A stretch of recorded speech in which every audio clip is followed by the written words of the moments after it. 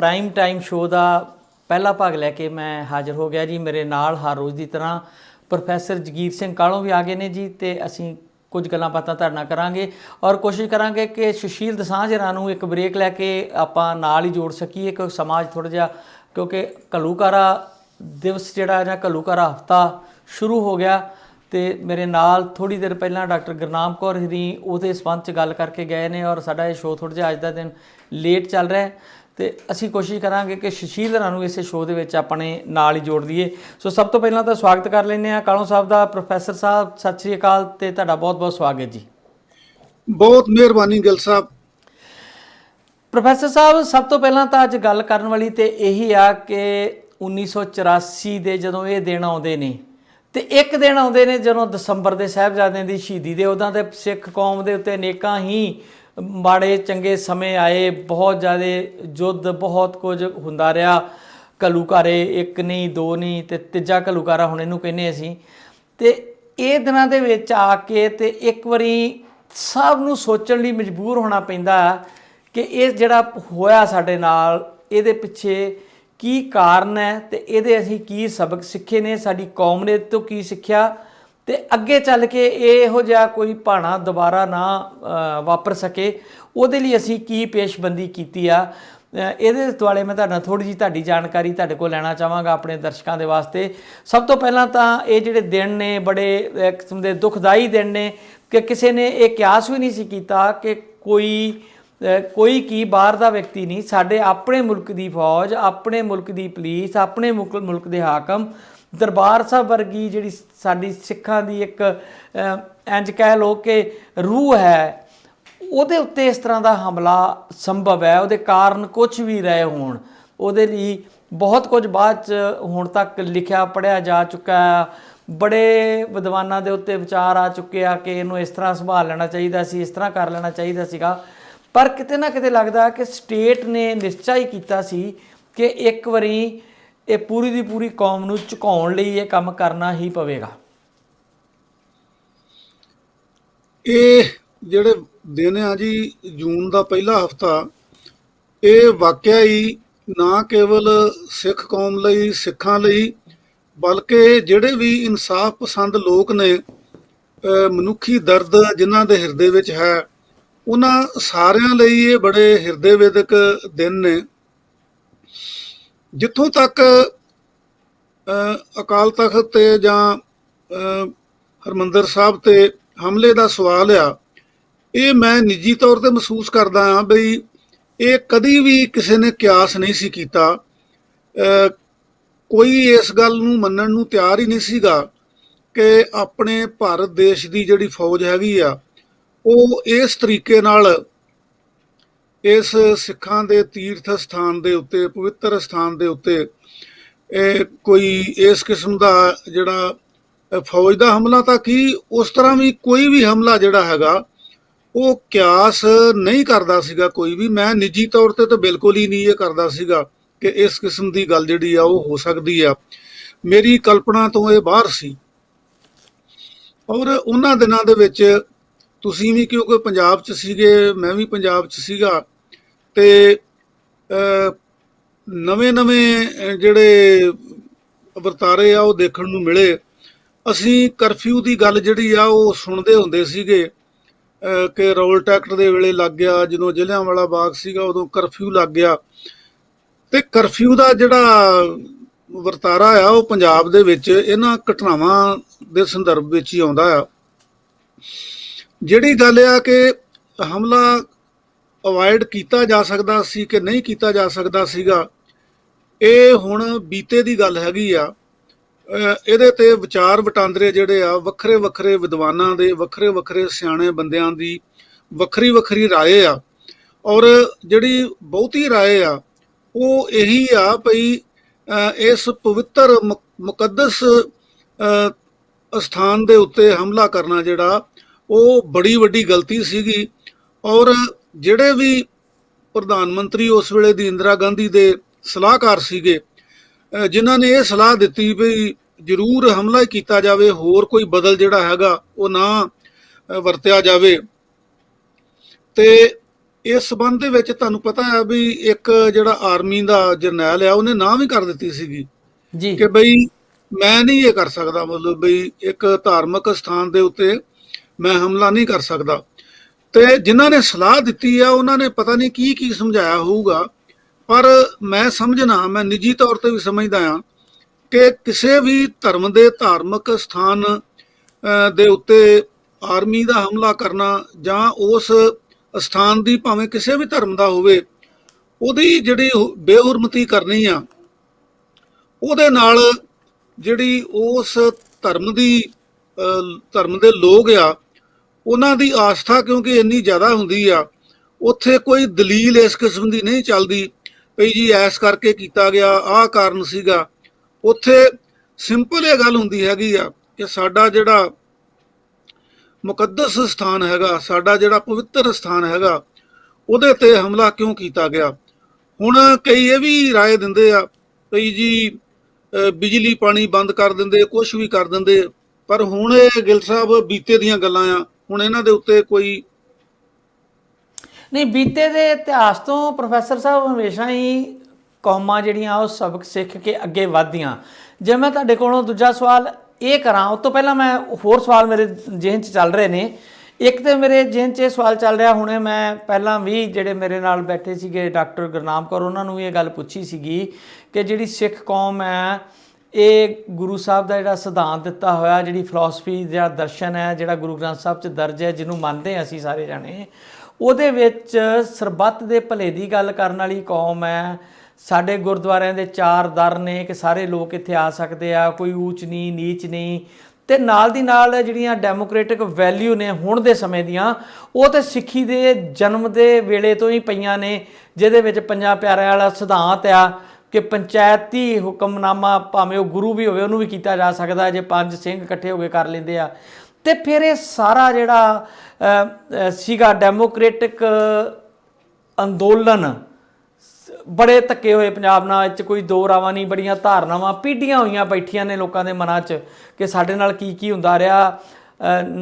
ਕਿਉਂਕਿ ਜਦੋਂ ਇੱਕੋ ਇੱਕ ਸਿੱਖ ਸਟੇਟ ਸੀਗੀ, ਮਹਾਰਾਜਾ ਰਣਜੀਤ ਸਿੰਘ, ਉਹਦੇ ਬਾਰੇ ਕਿਹਾ ਜਾਂਦਾ ਹੈ ਕਿ ਉਹਨਾਂ ਨੇ ਭਾਵੇਂ ਆਪ ਉਹ ਪੱਕੇ ਗੁਰੂ ਘਰ ਦੇ ਸ਼ਰਧਾਲੂ ਸਿੱਖ ਸੀਗੇ ਤੇ ਉਹ ਸਰਕਾਰ ਨੂੰ ਵੀ ਸਰਕਾਰ ਖਾਲਸਾ ਹੀ ਕਹਿੰਦੇ ਹੁੰਦੇ ਸੀਗੇ, ਪਰ ਉਹਨਾਂ ਨੇ ਜਿਸ ਤਰੀਕੇ ਨਾਲ ਆਪਣੇ ਨਾਲ ਜਿਹੜੇ ਅਹੁਦੇ ਵੰਡੇ ਸੀ ਉਹਦੇ ਵਿੱਚ ਉਹਨਾਂ ਬਿਨਾਂ ਭੇਦ, ਜਿੱਦਾਂ ਫਕੀਰ ਅਜੀਜ਼ੁਦੀਨ ਦਾ ਨਾਂ ਆਪਾਂ ਸੁਣਦੇ ਹਾਂ ਜਾਂ ਹੋਰ ਹਿੰਦੂ ਵੱਡੇ ਨਾਂ ਉਹਨਾਂ ਦੇ ਵਿੱਚ ਆਉਂਦੇ ਨੇ, ਉਹਨਾਂ ਨੂੰ ਨਾਲ ਲਿਆ ਸੀ ਤੇ ਸੈਕੂਲਰਿਜ਼ਮ ਦਾ ਇੱਕ ਜਿਹੜਾ ਪਾਰਟ ਸੀਗਾ ਗੁਰੂ ਸਾਹਿਬ ਦਾ, ਉਹਨੂੰ ਅੱਗੇ ਤੋਰਿਆ ਸੀਗਾ। ਤੇ ਸਿੱਖ ਧਰਮ ਬੜਾ ਸੈਕੂਲਰ ਧਰਮ ਹੈ। ਇਹ ਵੱਖਰੀ ਗੱਲ ਆ ਕਿ ਸਿੱਖ ਬੜੇ ਜੁਝਾਰੂ ਨੇ, ਆਪਣੀਆਂ ਨਕਲੀ ਮਰ ਮਿਟਦੇ ਨੇ, ਬੜੇ ਇਤਿਹਾਸ ਸਿਰਜੇ ਨੇ। ਆਪਾਂ ਭਾਵੇਂ ਸਾਰਾਗੜ੍ਹੀ ਦੀ ਲੜਾਈ ਦੇ ਵੇਲੇ ਦੀਆਂ ਗੱਲਾਂ ਕਰੀਏ ਜਾਂ ਕੋਈ ਵੀ ਜਿੱਥੇ ਵੀ ਹੱਥ ਲਾਓ, ਬੜੀਆਂ ਕੁਰਬਾਨੀਆਂ ਭਰਿਆ ਇਤਿਹਾਸ ਆ। 18ਵੀਂ ਸਦੀ ਦਾ ਸਾਰਾ ਇਤਿਹਾਸ ਕਿ ਆਪ ਭੁੱਖੇ ਰਹਿ ਲੈਣਾ ਤੇ ਜੇ 2 ਰੋਟੀਆਂ ਵੀ ਆ ਤੇ ਆਵਾਜ਼ ਦੇਣੀ ਆ ਉੱਚੀ ਕਿ ਆਓ ਵੀ ਗੁਰੂ ਦਾ ਲੰਗਰ ਆ ਗਿਆ, ਛਕ ਲਓ ਜਿਹਨੇ ਛਕਣਾ। ਤੇ ਬੜੇ ਇਤਿਹਾਸ 'ਚ ਜ਼ਿਕਰ ਹੈ ਕਿ ਉਹ ਜੇ 2 ਰੋਟੀਆਂ ਵੀ ਹੁੰਦੀਆਂ ਸੀ ਤੇ ਕਿਸੇ ਰਾਹੀ ਨੂੰ ਵੀ ਖਵਾ ਦਿੰਦੇ ਸੀ ਤੇ ਆਪ ਫਿਰ ਉਸ ਤਰ੍ਹਾਂ ਹੀ ਰਹਿ ਜਾਂਦੇ ਸੀਗੇ। ਸੋ ਇਸ ਤਰ੍ਹਾਂ ਦੀ ਕੌਮ ਹੋਵੇ ਤੇ ਡੈਮੋਕ੍ਰੈਟਿਕ ਵੈਲਿਊ ਨੂੰ ਪ੍ਰਣਾਈ ਹੋਵੇ, ਔਰ ਉਸ ਤੋਂ ਬਾਅਦ ਜਿੰਨੇ ਮੋਰਚੇ ਲਾਏ ਆ, ਚਾਹੇ ਉਹ ਕੁੰਜੀਆਂ ਦਾ ਮੋਰਚਾ ਅੰਗਰੇਜ਼ਾਂ ਨਾਲ ਲੜਿਆ ਗਿਆ, ਚਾਬੀਆਂ ਦਾ ਮੋਰਚਾ ਜਿਹੜਾ ਮਸ਼ਹੂਰ ਹੈ, ਗੁਰਦੁਆਰਾ ਲਹਿਰ ਜਿਸ 'ਚੋਂ ਅਕਾਲੀ ਦਲ ਨੇ ਜਨਮ ਲਿਆ, ਉਸ ਤੋਂ ਬਾਅਦ 66 ਦਾ ਮੋਰਚਾ ਲੰਬਾ ਸਮਾਂ ਚੱਲਿਆ, ਉਸ ਤੋਂ ਬਾਅਦ ਐਮਰਜੈਂਸੀ ਵੇਲੇ ਦਾ ਮੋਰਚਾ ਚੱਲਿਆ ਤੇ ਡੈਮੋਕ੍ਰੈਟਿਕ ਵੈਲਿਊਜ਼ ਨੂੰ ਹਮੇਸ਼ਾ ਅੱਗੇ ਰੱਖਿਆ ਗਿਆ। ਕੀ ਕਾਰਨ ਬਣ ਗਿਆ ਕਿ 84 ਤੋਂ ਐਨ ਪਹਿਲਾਂ ਸਾਰਾ ਕੁਝ ਰਾਜਨੀਤਿਕ ਲੋਕਾਂ ਦੇ ਹੱਥੋਂ ਨਿਕਲ ਕੇ ਕੁਝ ਐਸੀਆਂ ਤਾਕਤਾਂ ਕੋਲ ਚਲ ਗਿਆ ਤੇ ਕੁਝ ਏਜੰਸੀਆਂ ਨੇ ਕੁਝ ਐਸਾ ਖੇਲ ਕਰ ਦਿੱਤਾ ਕਿ ਉਹ ਸਾਰਾ ਕੁਝ ਹੀ ਗੜਬੜਾ ਗਿਆ, ਜਿਹਦਾ ਅਜੇ ਤੱਕ ਅਸੀਂ ਖਮਿਆਜਾ ਭੁਗਤਦੇ ਜਾ ਰਹੇ ਹਾਂ। ਮੈਂ ਗੱਲ ਅਜੇ ਪੂਰੀ ਨਹੀਂ ਸੀ ਕੀਤੀ, ਚਲੋ ਖੈਰ ਤੁਹਾਡੇ ਜਿਹੜਾ ਸਵਾਲ ਹੈਗਾ ਉਹ ਮੈਂ ਇਹ ਮਹਿਸੂਸ ਕਰਦਾ ਵੀ ਇਹ ਜਿਹੜੀ ਜੂਨ 84 ਵਾਲਾ ਸਿਲਸਿਲਾ ਹੈ ਨਾ, ਇਹ ਕਲਮੀਨੇਸ਼ਨ ਸੀਗਾ, ਇਹ ਸਿਖਰ ਸੀਗੀ। ਇਸ ਤੋਂ ਪਹਿਲਾਂ ਜਿਹੜੀਆਂ ਘਟਨਾਵਾਂ ਹੋਈਆਂ ਉਹਦੇ ਵਿੱਚ ਜਿਹੜੀ ਸਟੇਟ ਆ, ਸਟੇਟ ਦਾ ਮਤਲਬ ਗਵਰਨਮੈਂਟ ਆਫ ਇੰਡੀਆ ਹੀ ਨਹੀਂ, ਸਟੇਟ ਜਿਹੜੀ ਆ ਉਦੋਂ ਵੀ ਗਾਂ ਵੱਡੀ ਤਾਕਤ ਹੈਗੀ ਆ, ਜਿਹੜੀ ਇੰਡੀਅਨ ਸਟੇਟ ਆ। ਇੰਡੀਅਨ ਸਟੇਟ ਨੇ ਇਸ ਕਿਸਮ ਦੇ ਕੁਝ ਕਈ ਲੋਕ ਤਾਂ ਇਹ ਵੀ ਵਿਸ਼ਵਾਸ ਕਰਦੇ ਆ ਭਈ ਐਮਰਜੈਂਸੀ ਦੇ ਦੌਰਾਨ ਕੇਵਲ ਤੇ ਕੇਵਲ ਸ਼੍ਰੋਮਣੀ ਅਕਾਲੀ ਦਲ ਜਿਹੜੀ ਕਿ ਸਿੱਖਾਂ ਦੀ ਪਾਰਟੀ ਸੀ, ਉਹਨੇ ਐਮਰਜੈਂਸੀ ਦੇ ਵਿਰੋਧ ਦੇ ਵਿੱਚ ਲੜਾਈ ਲੜੀ ਤੇ ਇੰਦਰਾ ਗਾਂਧੀ ਨੂੰ ਕਹਿੰਦੇ ਵੀ ਇਸ ਗੱਲ ਦਾ ਵੀ ਸ਼ਾਇਦ ਗੁੱਸਾ ਸੀਗਾ ਕਿ ਇਹ ਇੱਕ ਕੌਮ ਹੈਗੀ ਆ ਜਿਹਨੇ ਮੇਰੀ ਐਮਰਜੈਂਸੀ ਦਾ ਜਾਂ ਮੇਰੇ ਹੁਕਮਾਂ ਦਾ ਵਿਰੋਧ ਕੀਤਾ। ਕਈ ਇਹ ਵੀ ਗੱਲ ਕਰਦੇ ਆ ਵੀ ਜਿਹੜੀ ਪੰਜਾਬ ਦੀ ਕਾਂਗਰਸ ਦੀ ਲੀਡਰਸ਼ਿਪ ਸੀਗੀ, ਜਿਹਦੇ ਵਿੱਚ ਦੋ ਵੱਡੇ ਲੀਡਰ ਗਿਆਨੀ ਜੈਲ ਸਿੰਘ ਤੇ ਜਿਹੜੇ ਮੁੱਖ ਮੰਤਰੀ ਸੀਗੇ ਸਰਦਾਰ ਦਰਬਾਰਾ ਸਿੰਘ, ਇਹਨਾਂ ਦੀ ਆਪਸ ਦੇ ਵਿੱਚ ਜਿਹੜੀ ਖਹਿਬਾਜ਼ੀ ਸੀਗੀ, ਉਹਨੇ ਵੀ ਇਹਦੇ ਵਿੱਚ ਰੋਲ ਪਲੇ ਕੀਤਾ ਕਿ ਬਹੁਤ ਸਾਰੇ ਜਿਹੜੇ ਗਰਮ ਖਿਆਲੀ ਆਰਗੇਨਾਈਜੇਸ਼ਨਾਂ ਆ, ਉਹਨਾਂ ਦੀ ਸਥਾਪਤੀ ਜਿਹੜੀ ਆ ਉਹ ਕਾਂਗਰਸੀ ਲੀਡਰਾਂ ਨੇ ਕੀਤੀ ਹੈਗੀ ਆ, ਔਰ ਜਿਹਦੇ ਵਿੱਚ ਗਿਆਨੀ ਜੈਲ ਸਿੰਘ ਦਾ ਵੱਡਾ ਹੱਥ ਸਮਝਿਆ ਜਾਂਦਾ ਆ। ਔਰ ਇਹ ਵੀ ਸੁਣਨਾ ਚਾਹੁੰਦਾ ਕਿ ਵਿਸ਼ਵਾਨਾਥ ਤਿਵਾੜੀ ਜਿਹੜੇ ਕਾਂਗਰਸ ਦੇ ਲੀਡਰ ਸੀਗੇ ਔਰ ਸ਼੍ਰੀਮਤੀ ਇੰਦਰਾ ਗਾਂਧੀ ਦੇ ਉਹ ਬਹੁਤ ਨੇੜੇ ਸੀਗੇ। ਤੁਹਾਨੂੰ ਯਾਦ ਹੋਣਾ ਕਿ ਐਮਰਜੈਂਸੀ ਦੇ ਹੱਕ ਦੇ ਵਿੱਚ ਉਹਨਾਂ ਨੇ ਇੱਕ ਚਿੱਠੀ ਜਿਹੜੀ ਆ ਉਹ ਖੂਨ ਨਾਲ ਲਿਖ ਕੇ ਭੇਜੀ ਸੀਗੀ ਕਿ ਇਹ ਐਮਰਜੈਂਸੀ ਬਹੁਤ ਵਧੀਆ ਹੈ। ਉਹ ਇੰਨੇ ਵੱਡੇ ਸਟੌਂਚ ਸਪੋਰਟਰ ਸੀਗੇ ਇੰਦਰਾ ਗਾਂਧੀ ਦੇ। ਮੈਂ ਥੋੜਾ ਰੁਕਾ, ਮਨੀਸ਼ ਤਿਵਾੜੀ ਦੇ ਪਿਤਾ ਜੀ ਦੀ ਗੱਲ ਕਰ ਰਹੇ ਹੋ ਤੁਸੀਂ? ਹਾਂਜੀ ਹਾਂਜੀ ਬਿਲਕੁਲ ਜੀ, ਮੌਜੂਦਾ ਕਾਂਗਰਸੀ ਲੀਡਰ ਮਨੀਸ਼ ਤਿਵਾੜੀ ਦੇ ਫਾਦਰ, ਜਿਹੜੇ ਕਾਂਗਰਸ ਦੇ ਪਾਰਲੀਮੈਂਟ ਦੇ ਮੈਂਬਰ ਆ ਨਾ ਹੁਣ, ਮਨੀਸ਼ ਤਿਵਾੜੀ ਜੀ, ਉਹਨਾਂ ਦੇ ਪਿਤਾ ਜੀ ਸੀਗੇ ਔਰ ਉਹ ਪੰਜਾਬ ਯੂਨੀਵਰਸਿਟੀ ਦੇ ਵਿੱਚ ਪ੍ਰੋਫੈਸਰ ਸੀਗੇ। ਹਾਂਜੀ, ਤੇ ਇਹ ਯਾਨੀ ਸੁਣਨਾ ਚਾਹੁੰਦਾ, ਰਿਲਾਇਬਲ ਸੋਰਸਸ ਨੇ ਦੱਸਿਆ ਭਈ ਉਹਨੇ ਜਦੋਂ ਦਲ ਖਾਲਸਾ ਕਾਇਮ ਕੀਤਾ ਤਾਂ ਉਹਨੇ ਬੜੀ ਖੁਸ਼ੀ ਮਨਾਈ ਵੀ ਮੈਂ ਹੁਣ ਅਕਾਲੀਆਂ ਨੂੰ ਥੱਲੇ ਲਾਉਣ ਦਾ, ਅਕਾਲੀਆਂ ਨੂੰ ਸਮਝ ਲਓ ਸਬਕ ਸਿਖਾਉਣ ਦਾ ਜਾਂ ਅਕਾਲੀਆਂ ਦੀ ਤਾਕਤ ਖਤਮ ਕਰਨ ਦਾ ਰਾਹ ਜਿਹੜਾ ਉਹ ਲੱਭ ਲਿਆ ਤੇ ਹੁਣ ਇਹ ਕਦੀ ਨਹੀਂ ਉੱਠ ਸਕਣਗੇ।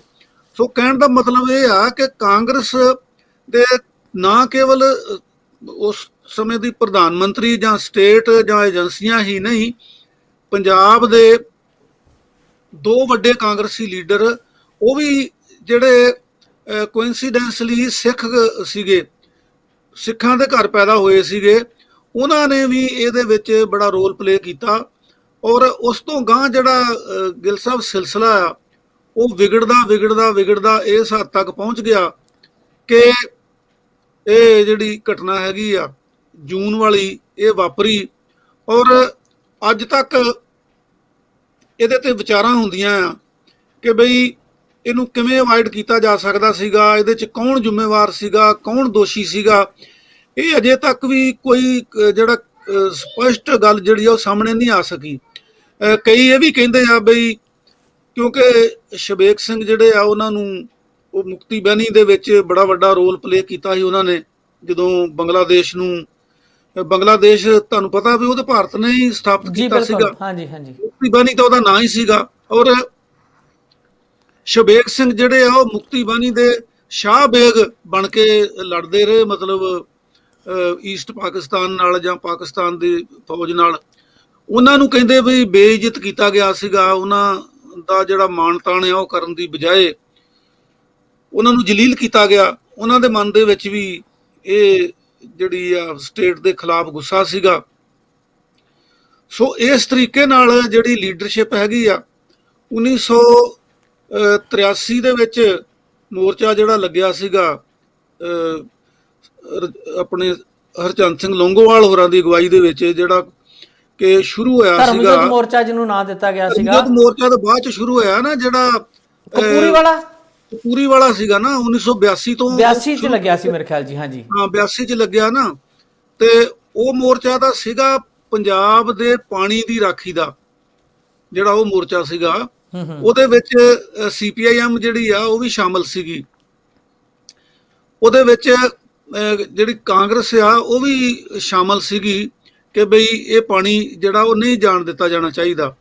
ਔਰ ਇਹ ਅਕਾਲੀਆਂ ਨੇ ਤੇ ਆਪਣੇ ਕਾਮਰੇਡਾਂ ਨੇ ਰਲ ਕੇ ਮੋਰਚਾ ਲਾਇਆ ਸੀਗਾ। ਤੇ ਇਹ ਮੋਰਚਾ ਜਿਹੜਾ ਹੈ ਮੁੜ ਕੇ ਫਿਰ ਇਹਨੂੰ ਧਰਮ ਯੁੱਧ ਮੋਰਚਾ ਜਿਹੜਾ ਉਹ ਐਲਾਨ ਦਿੱਤਾ ਗਿਆ ਤੇ ਇਹਦਾ ਹੈੱਡਕੁਆਟਰ ਜਿਹੜਾ ਉਹ ਅੰਮ੍ਰਿਤਸਰ ਬਣਾ ਲਿਆ ਗਿਆ।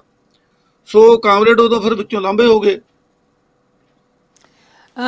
ਪ੍ਰੋਫੈਸਰ ਸਾਹਿਬ ਮੈਨੂੰ ਮੈਂ ਗੱਲ ਜਾਰੀ ਰੱਖ ਰਿਹਾ ਜੀ। ਜੀ ਜੀ ਉਹਦੇ ਚ ਇਦਾਂ ਆ ਫਿਰ ਕਿ ਮੋਰਚੇ ਦਾ ਹੈੱਡਕੁਆਟਰ ਜਿਹੜਾ ਹੈਗਾ ਉਹ ਅੰਮ੍ਰਿਤਸਰ ਆ ਗਿਆ, ਤੇ ਉਹਦੇ ਵਿੱਚ ਨਰਮ ਮੇਰਾ ਦਲੀਏ। ਕੁਐਸਚਨ ਇੱਥੇ ਹੀ ਕੁਐਸਚਨ ਬਣਿਆ ਸੀਗਾ ਕਿ ਹਾਂਜੀ। ਮੋਰਚੇ ਦਾ ਹੈੱਡਕੁਆਟਰ ਅੰਮ੍ਰਿਤਸਰ ਆ ਗਿਆ ਜਾਂ ਮਜਬੂਰ ਕਰ ਦਿੱਤਾ ਗਿਆ ਕਿਸੇ ਤਰੀਕੇ ਨਾਲ ਕਿ ਉਹਨਾਂ ਨੂੰ ਅੰਮ੍ਰਿਤਸਰ ਵੱਲ ਆਉਣਾ ਪਿਆ? ਜੀ, ਜਿਹੜੇ ਸੰਤ ਲੌਂਗੋਵਾਲ ਆ ਉਹਨਾਂ ਨੇ ਆਪਣਾ ਜਿਹੜਾ ਹੈੱਡਕੁਆਟਰ, ਮੋਰਚੇ ਦਾ ਹੈੱਡਕੁਆਟਰ ਜਿਹੜਾ ਹੈਗਾ ਉਹ ਉੱਥੇ ਲੈ ਆਂਦਾ, ਅੰਮ੍ਰਿਤਸਰ ਲੈ ਆਂਦਾ। ਔਰ ਅੰਮ੍ਰਿਤਸਰ ਗੋਲਡਨ ਟੈਂਪਲ ਦੇ ਵਿੱਚ ਹੀ ਹੈੱਡਕੁਆਟਰ ਸੀਗਾ। ਮੰਜੀ ਸਾਹਿਬ ਤੋਂ ਤਕਰੀਰਾਂ ਜਿਵੇਂ ਐਮਰਜੈਂਸੀ ਵੇਲੇ ਹੁੰਦੀਆਂ ਸੀਗੀਆਂ, ਉਸੇ ਤਰ੍ਹਾਂ ਹੀ ਹੁੰਦੀਆਂ। ਤੇ ਇਸ ਵੇਲੇ ਉੱਥੇ ਦੋ ਧੜੇ ਜਿਹੜੇ ਆ, ਇੱਕ ਨਰਮ ਧੜਾ ਤੇ ਇੱਕ ਗਰਮ ਧੜਾ, ਦੋਵੇਂ ਇਕੱਠੇ ਹੋ ਗਏ। ਔਰ ਡੋਮੀਨੇਸ਼ਨ ਜਿਹੜੀ ਆ, ਜ਼ਿਆਦਾ ਤਾਕਤ ਜਿਹੜੀ ਆ, ਉਹ ਸੰਤ ਜਰਨੈਲ ਸਿੰਘ ਭਿੰਡਰਾਂਵਾਲੇ ਦਾ ਜਿਹੜਾ ਗਰਮ ਖਿਆਲੀ ਧੜਾ ਸੀਗਾ ਉਹਨਾਂ ਕੋਲ ਚਲੀ ਗਈ। ਔਰ ਇਸ ਹੱਦ ਤੱਕ ਚਲੀ ਗਈ ਕਿ ਜਿਹੜੇ ਇਹ ਵੀ ਕਿਹਾ ਜਾਂਦਾ, ਮਤਲਬ ਮੈਂ ਨਹੀਂ ਕੋਈ ਕਨਫਰਮ ਕਰ ਸਕਦਾ ਜਾਂ ਇਹ ਮੇਰਾ ਵਿਚਾਰ ਨਹੀਂ ਹੈ, ਇਹ ਕਿਹਾ ਜਾਂਦਾ ਬਈ ਜਿਹੜੇ ਸੰਤ ਲੌਂਗੋਵਾਲ ਸੀਗੇ ਜਾਂ ਗੁਰਚਰਨ ਸਿੰਘ ਟੌਹੜਾ ਸੀਗੇ ਜਾਂ ਪ੍ਰਕਾਸ਼ ਸਿੰਘ ਬਾਦਲ ਸੀਗੇ, ਬਾਅਦ ਦੇ ਵਿੱਚ ਇੱਕ ਚਿੱਠੀ ਜਿਹੜੀ ਆ ਉਹ ਵੀ ਵਾਇਰਲ ਹੁੰਦੀ ਰਹੀ, ਤੁਸੀਂ ਵੀ ਦੇਖੀ ਹੋਊਗੀ, ਬਈ ਇਹਨਾਂ ਨੇ ਸੈਂਟਰ ਗਵਰਨਮੈਂਟ ਨੂੰ ਕਿਹਾ ਬਈ ਤੁਸੀਂ ਨਾ ਇੱਥੇ ਜਿਹੜੇ ਸੰਤ ਜਰਨੈਲ ਸਿੰਘ ਆ ਇਹਨਾਂ ਨੂੰ ਇੱਥੋਂ ਕੱਢੋ, ਤੇ ਇਹਨਾਂ ਦੇ ਨਾਲ ਕੋਈ ਬਹੁਤੇ ਬੰਦੇ ਨਹੀਂ ਹੈਗੇ। ਇਸ ਕਿਸਮ ਦੀਆਂ ਵੀ ਗੱਲਾਂ ਸੁਣਨ ਦੇ ਵਿੱਚ ਆਉਂਦੀਆਂ ਆ।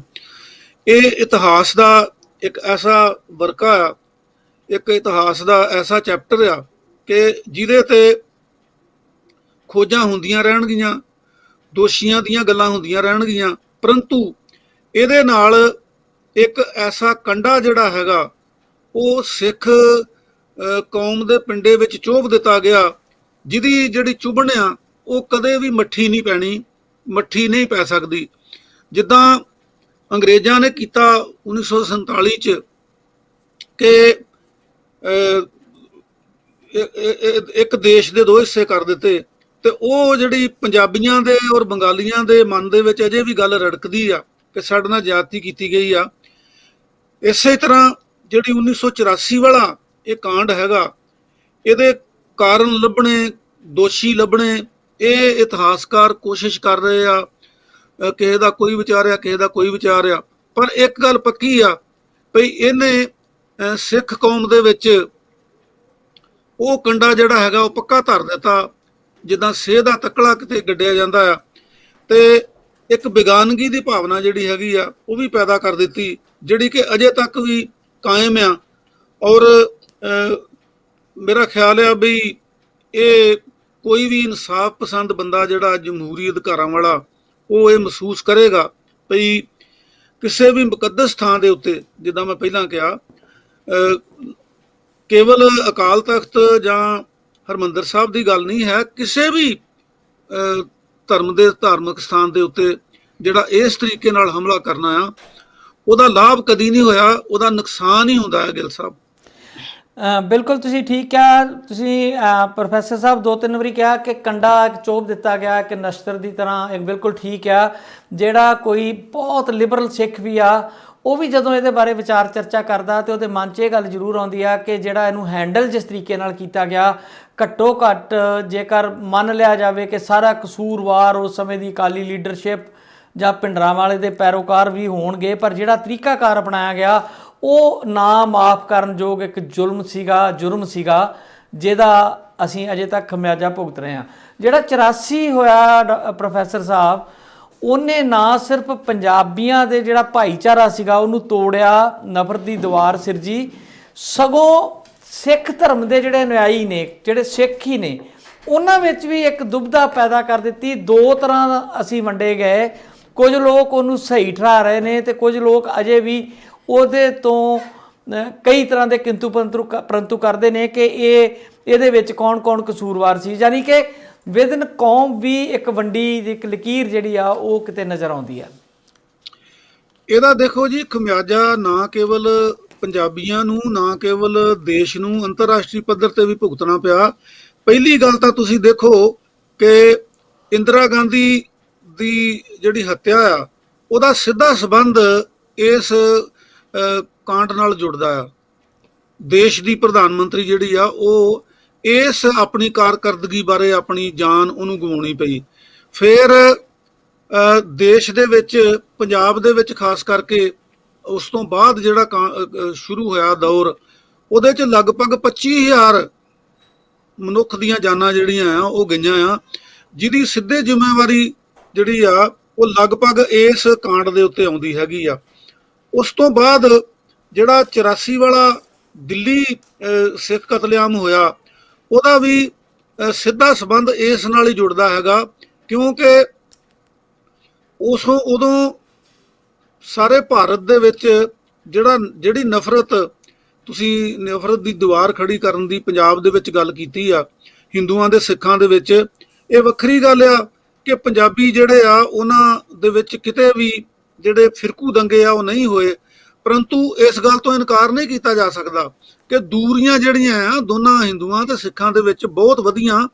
ਔਰ ਕਈ ਘਰਾਂ ਦੇ ਵਿੱਚ ਇਸ ਤਰ੍ਹਾਂ ਵੀ ਹੋਇਆ ਕਿ ਕੋਈ ਹਿੰਦੂ ਕੁੜੀ ਜੇ ਸਿੱਖ ਘਰ 'ਚ ਵਿਆਹੀ ਸੀਗੀ, ਜਾਂ ਸਿੱਖ ਕੁੜੀ ਕੋਈ ਹਿੰਦੂ ਘਰ 'ਚ ਵਿਆਹੀ ਸੀਗੀ, ਜਾਂ ਜਿਹੜੀਆਂ ਸੰਸਥਾਵਾਂ ਆ ਉਹਨਾਂ ਦੇ ਵਿੱਚ ਕੋਈ ਇੱਦਾਂ ਕਮਿਊਨਿਟੀਜ਼ ਦੀ ਗੱਲ ਸੀਗੀ, ਤਾਂ ਉਹਨਾਂ ਲਈ ਬਹੁਤ ਔਖਾ ਹੋ ਗਿਆ ਸੀਗਾ, ਕਿਉਂਕਿ ਇੱਕ ਕਮਿਊਨਿਟੀ ਦੂਜੀ ਕਮਿਊਨਿਟੀ ਨੂੰ ਜਦੋਂ ਨਫ਼ਰਤ ਕਰਦੀ ਸੀਗੀ, ਪਬਲਿਕਲੀ ਭਾਵੇਂ ਨਹੀਂ ਕਰਦੀ ਸੀਗੀ, ਪਰੰਤੂ ਘਰਾਂ ਦੇ ਵਿੱਚ ਗੱਲਾਂ ਜਿਹੜੀਆਂ ਆ ਉਹ ਇਸ ਤਰ੍ਹਾਂ ਦੀਆਂ ਹੁੰਦੀਆਂ ਸੀਗੀਆਂ।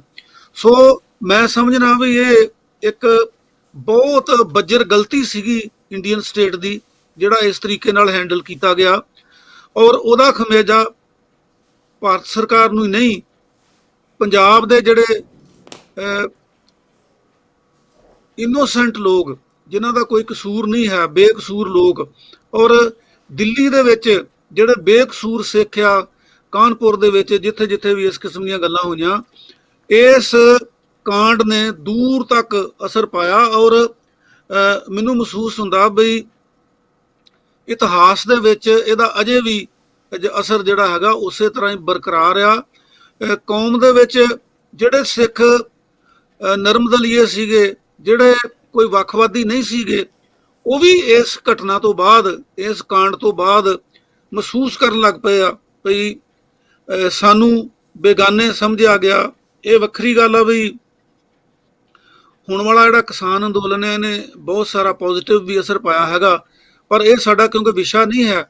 ਸਾਡਾ ਵਿਸ਼ਾ ਜਿਹੜਾ ਆ ਉਹ ਜੂਨ 84 ਦਾ ਜਿਹੜਾ ਦਰਬਾਰ ਸਾਹਿਬ ਤੇ ਅਕਾਲ ਤਖਤ ਦੇ ਉੱਤੇ ਜਿਹੜਾ ਇੰਡੀਅਨ ਸਟੇਟ ਵੱਲੋਂ ਆਰਮੀ ਦਾ ਅਟੈਕ ਹੋਇਆ ਉਹ ਹੈਗਾ। ਇਸ ਕਰਕੇ ਇਹ ਇੱਕ ਬਾਰ-ਬਾਰ ਮੈਂ ਕਹਿੰਦਾ ਬਈ ਐਸੀ ਦੁਖਦਾਈ ਘਟਨਾ ਆ ਕਿ ਜਿਹੜੀ ਕਦੇ ਵੀ ਸਿੱਖ ਕੌਮ ਦੇ ਹਿਰਦੇ ਵਿੱਚੋਂ ਬਲੂੰਦਰੇ ਹੋਏ ਹਿਰਦੇ ਨੂੰ ਨਾ ਤਾਂ ਮਲਮ ਲਾ ਸਕਦੀ ਆ, ਤੇ ਨਾ ਜਿਹੜਾ ਚੁਭਿਆ ਹੋਇਆ ਕੰਡਾ ਆ ਉਹਦੀ ਪੀੜ ਜਾ ਸਕਦੀ ਆ।